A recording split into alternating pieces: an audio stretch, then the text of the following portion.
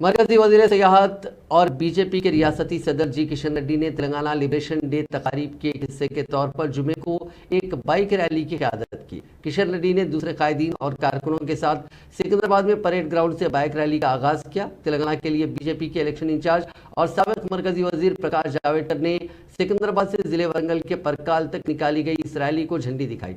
BJP के कारकुन party का परचम थामे हुए थे। 300 किलोमीटर के फासले का अहाता करने के बाद ये रैली एक जलसे आम में तब्दील हो जाएगी।